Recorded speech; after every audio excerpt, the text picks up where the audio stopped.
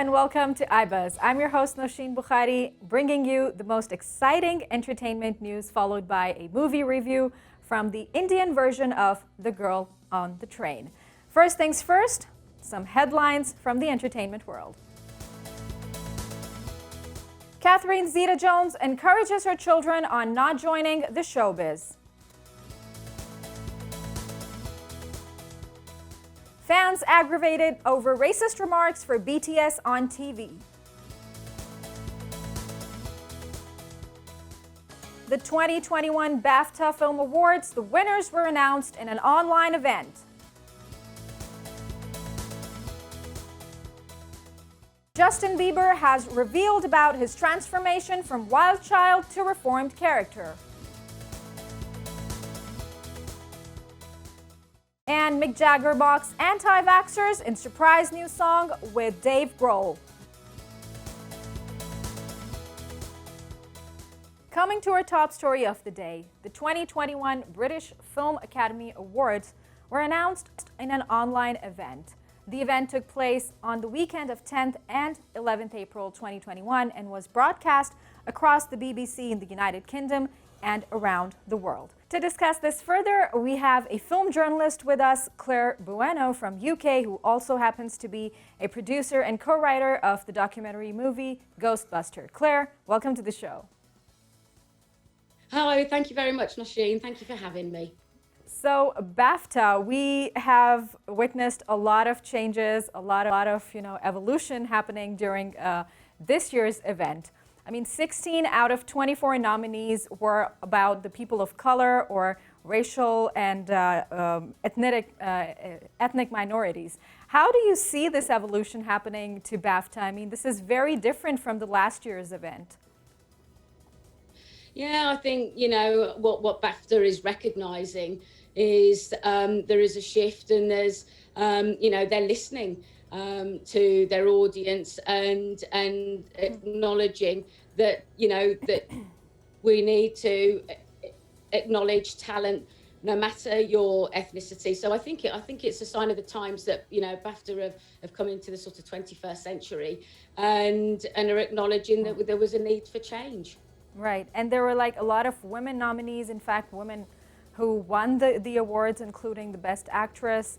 And then, of course, Chloe Zhao as a director who is not even an American, and she's portraying an entire American life. I'm talking about Nomadland.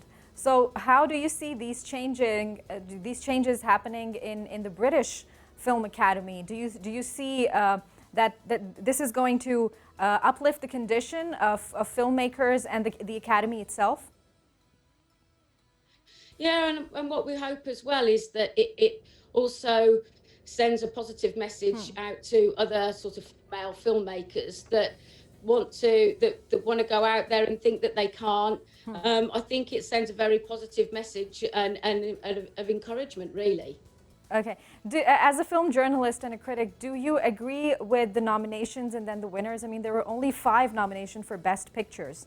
Do you think that there was more room for other movies this time, or these 5 were just the best picks?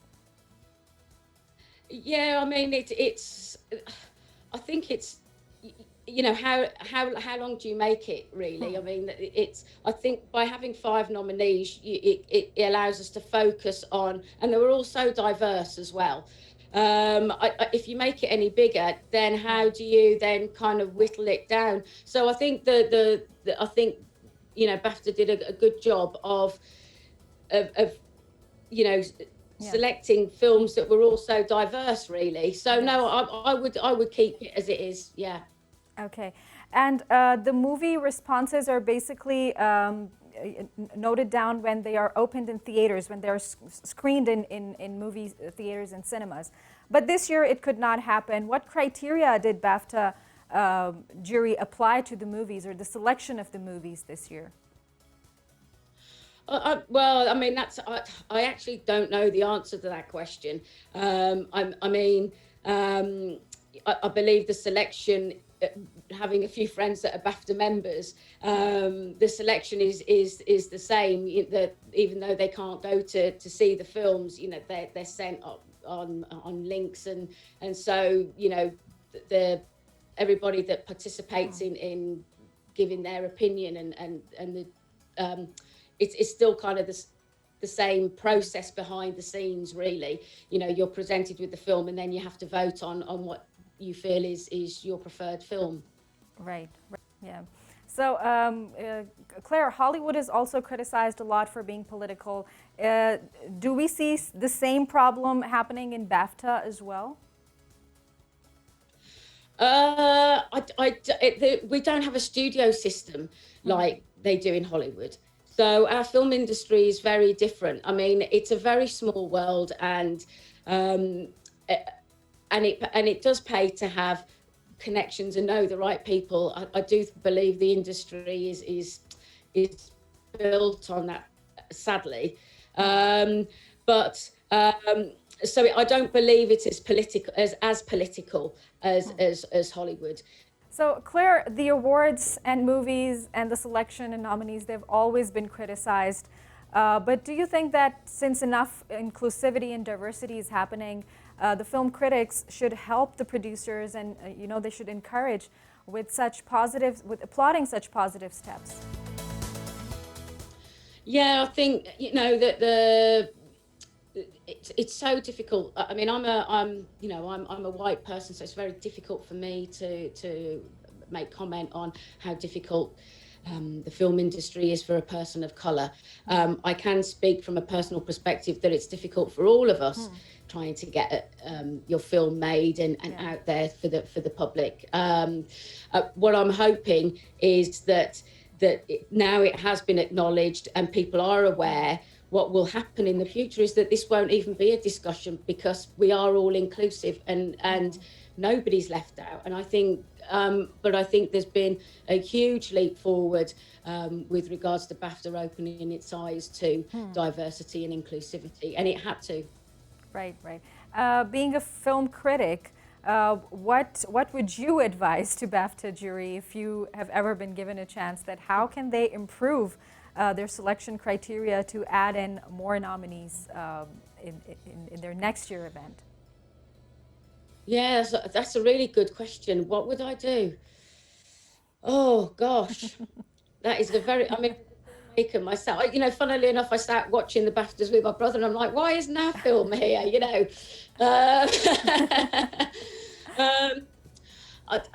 It's such a difficult one, and I think what I would hope is that there are names that we don't necessarily recognise that are making really good films that BAFTA.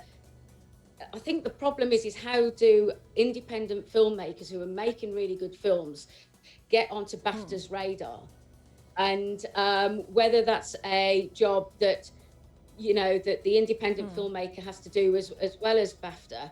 I don't know. But I think it would be nice to see some different names other than your normal big A-list names that are always on the kind of radar. Exactly. I think that's what I would like to see shift. Right. Also, tell us about the nominees that have won for Best Actors and Best Supporting Actresses. How do you see them? I mean, if you have seen the movie Nomadland, and then we have Bucky Bakri, who won for the Best Supporting Actress award. How do you see their work? Well, I haven't seen either of the films. However, I've obviously seen Frances McDormand's work. I mean, her work goes without saying, but I think what's lovely, isn't it, to see somebody like Bucky, who isn't a trained actress, being able to, well, it's opened up a whole new world for her, hasn't it? So, and they're two very different styles of film.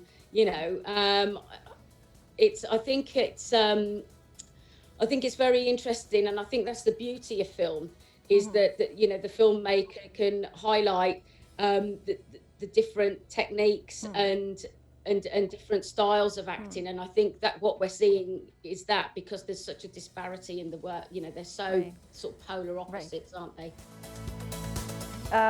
The event was also criticized for being overly glamorized despite the pandemic situation, especially in the UK. And some of the critics said that it could be a simpler awards ceremony. Do you agree to that? No, I don't actually. I actually really liked that there was a sense of occasion and we needed something to cheer us up. It's been such a bleak year, over a year now with the pandemic. And I think there was enough care to not be overindulgent, but also to give it a sense of occasion. Wasn't it lovely to see everybody dressed up in their tuxedos and their posh frocks, and they're only at home. So, and you had a few presenters in the studio, so no, I don't think so. I mean, for me, I don't think it's a criticism. I think we all needed something to uplift us, and I do think it did that. Claire, it was lovely talking to you. Thank you very much indeed. Thank you very much. Thanks for having me. That was Claire on BAFTA Awards. Moving to the details of our rest of the stories of the day. Catherine Zeta-Jones encourages her children on not joining the showbiz. Actress Jones has said that her kids are likely to follow in her footsteps, but added that she personally suggested other career options. The Oscar-winning actress spoke on Third Hour of Today, sharing that her kids, Dylan, who is 20, and Cyrus, who is 17, may grace the big screen one day. She told that she can only encourage them to do what they love. However, the star said that she and her husband, Michael Douglas, have suggested alternative career options due to the pressure that comes with stardom. Fans aggravated over racist remarks for BTS on TV. A Chilean TV show recently crossed all professional boundaries in the eyes of BTS fans and has since seen an influx of social media disdain towards their racist comedy sketch.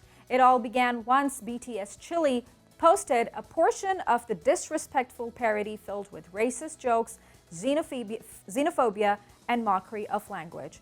Shortly thereafter, the entire fandom banded together and went after social media handles to point out the horrendous act under the hashtag racism is not comedy. Justin Bieber has opened up about his transformation from wild child to reformed character. In an interview, the 27-year-old singer spoke freely, revealing the extent of his drug problem and the development of his relationships with wife Hailey Baldwin and Christianity. The Canadian superstar developed a reputation for bad behavior and a serious drug habit in years past, to the point that security guards would come into his room at night and check his pulse to make sure he was still alive. Mick Jagger mocks anti-vaxxers in surprise new song with Dave Grohl. He is still not getting any satisfaction under the lockdown. On Tuesday, Jagger released a surprise collaboration with Foo Fighters frontman Dave Grohl in Easy Sleazy, which brushes through all of 2020's lowlights, including the uptick of conspiracy theories about the COVID-19 vaccine and the prison that is being stuck indoors. And those were our top stories of the day. We will be taking a quick short break and coming back, so stay tuned.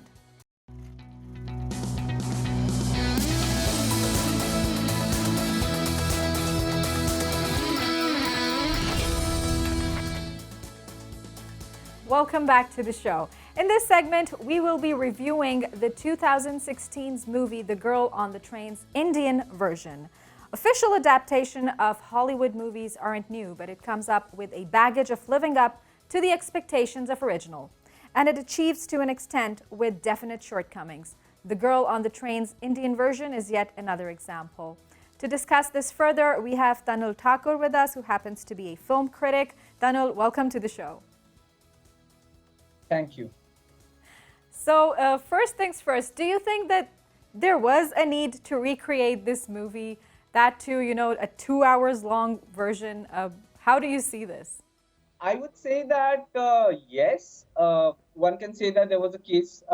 There's a case to be made for a Bollywood adaptation of Paula Hawkins's best-selling novel, and which was first made into a Hollywood film in 2016 because I think it deals with a few issues that that really do not find representation on Bollywood screens at least. I mean, it deals with things such as say alcoholism, slippery memory, gaslighting, domestic abuse. So I thought it definitely had a few things going for it theme wise, and the fact was that all of these things tied in quite nicely to a very intense seesawing thriller, which could have made for a good, entertaining mainstream film. But sadly, Right. that was not the case at all. Right. And do you think that the film was dragged because most of the viewers they were concerned with the 2 hours long movie. I mean the time, and the story was dragged. This is what we have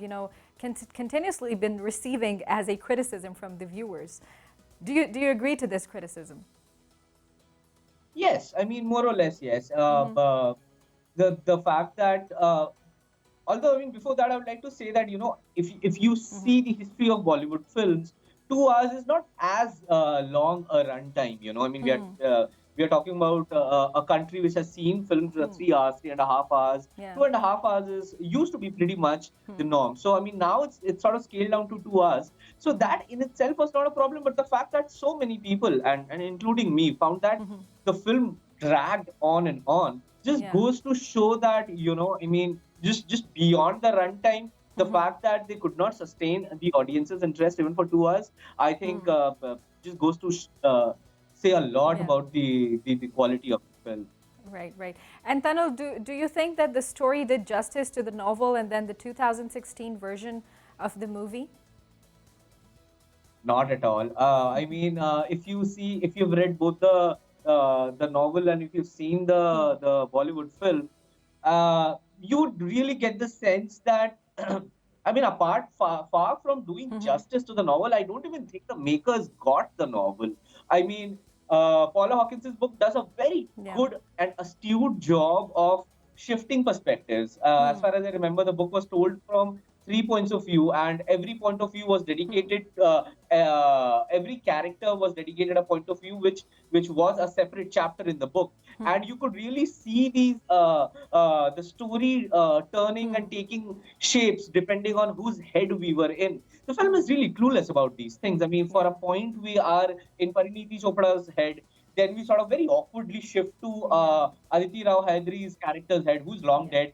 Then we shift back to Parineeti's head, and on and on. It really doesn't get the essence of the novel at the level of aesthetics. Also, I mean, I must say that the the book, the Netflix film, in fact, adds a twist and adds a subplot that's not in the book, reducing the film to a really generic revenge drama and sort of really diluting the sense of the source material itself, which was very disappointing. And it was making it look like a very average piece of work. So from the acting point of view, how would you rate the actors doing justice to their characters? I mean, they were really disappointing as well. Now, before I critique Parineeti's performance to begin with, there's also a case to be made for the limitations of an actor when they are saddled with a really mediocre screenplay. I mean, there's only as much as you can do. That said, the screenplay is really mediocre of the Girl on the Train, the Netflix film. But also, I mean, the acting is really subpar. Parineeti was very disappointing.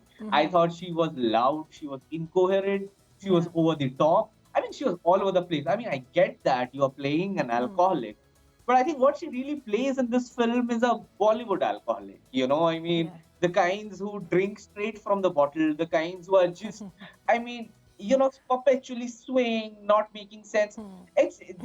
It's far I from mean, reality. it was a really harsh job for the most part.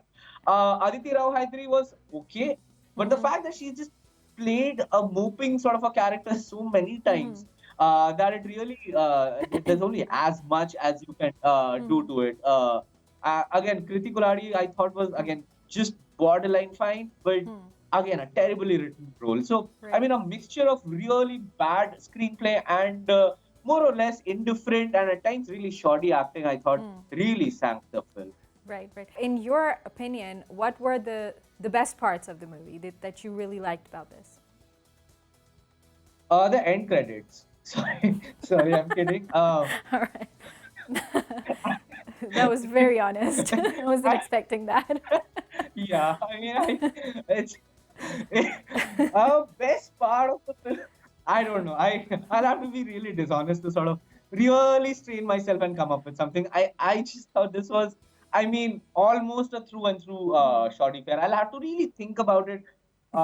Best part again. I mean, I again thought that the best part of the film was the possibility of the film, was the possibility of the novel itself, wherein I mean, it just talks about some really pertinent things that are so prevalent in our society, such as I mentioned. I mean, alcoholism, domestic abuse, this sort of manipulation, and all of Right. that, and especially given the fact that it was centered on a female protagonist who happens to be an alcoholic. Now we don't really see these things, right? In Hindi films, at least, you have the narrative framing in such films is pretty much conventional, if not old-fashioned in many cases, when it comes to depiction of the female character. So that was very refreshing for me, and I thought that they could have really taken the film from there to sort of forge a decently, if not a new path, Yeah. then or at least an approach that so many Bollywood filmmakers don't take. So I think it could have been one of the good parts of the film. Sadly, even that was not to be. Right, right. Yeah, But and what about the I'll also music? add an What about the music, the songs? Did you like them? I thought the songs were again okay. Again, now the thing is, everything needs to work in unison, right? It's something that I personally find it hard to enjoy when I'm not liking the film in totality, but I can really set aside all of that to just enjoy a song in isolation. Because when you're watching a film, Right. the songs are also very much part of the narrative, and they're supposed to sort of further the story forward. That said, though, I had not listened to the songs before watching the film and after watching the film Right. as well. So all my memories, recollections of the soundtrack are from the duration of those 2 hours of watching the film. So that's that as well. To be very fair, but I did not find that they were anything remarkable that sort of stayed with me, or they were so good to the point that it sort of that they sort of realigned my expectations, or sort of reconfigured my expectations while watching the film. So Right, that was right. that as well. So, Tanil, moment of truth. On a scale of 0 to 10, how would you rate the movie? 2 out of 10. If I have to be really generous, I'll probably give it a 3. But I think that's that. Because, I mean, even while watching the film, after an hour or so, I'd gotten the sense that there is nothing redeeming in this film, or I mean, for the large part. And the film did not, unfortunately, disappoint me in that regard. So, yeah, I mean, I had sort of started to tune out really, I mean, at least 30 or an hour before the film folded. So yeah, I mean, there wasn't much in it for me, Right, at least. right, right. Tanil, thank you very much indeed. Thank you for having me. My pleasure. Pleasure. That was Tanul Thakur discussing The Girl on the Train. And that is it from today's episode. We will be back with some more interesting news next time. Don't forget to share your feedback on the social media links mentioned down below. Take care and goodbye.